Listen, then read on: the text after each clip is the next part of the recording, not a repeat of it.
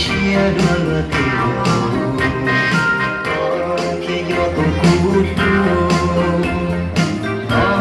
do tôi cũng nhớ cha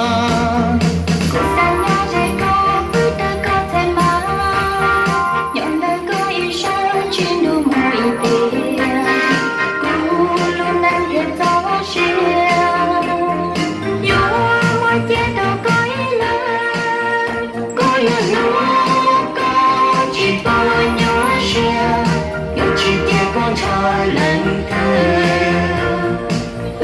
kê luôn rồi tao đâu đâu đi nhau ở chỉ muốn ga mùi xin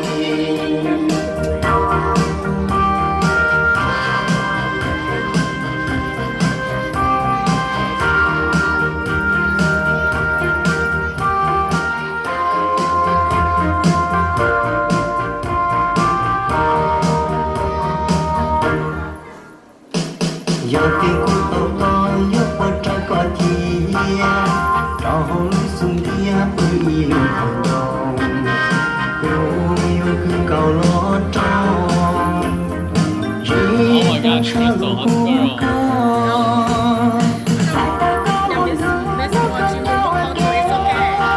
tụi tôi có thể để yêu một mai lo son chỉ cô có lo hướng đâu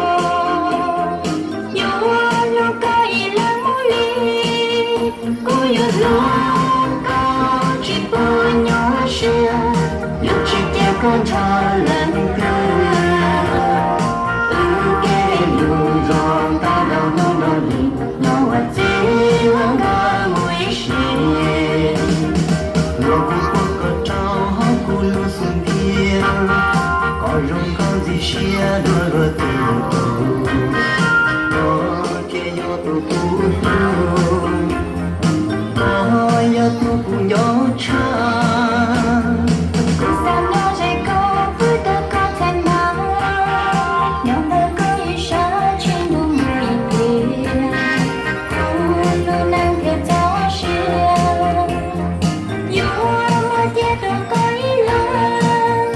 cô yêu luôn có chỉ bao nhớ xưa dù chỉ theo con cho lên thơ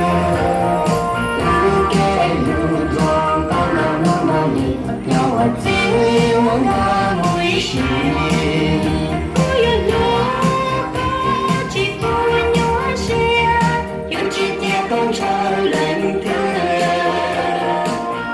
kê luôn rồi ta đâu muốn đi nhau ở chỉ muốn ga mùi xin cô yêu lúc ta xưa yêu lúc mùi xin yo lo que sé, yo lo muy sé, yo lo que sé, yo lo muy sé, yo lo que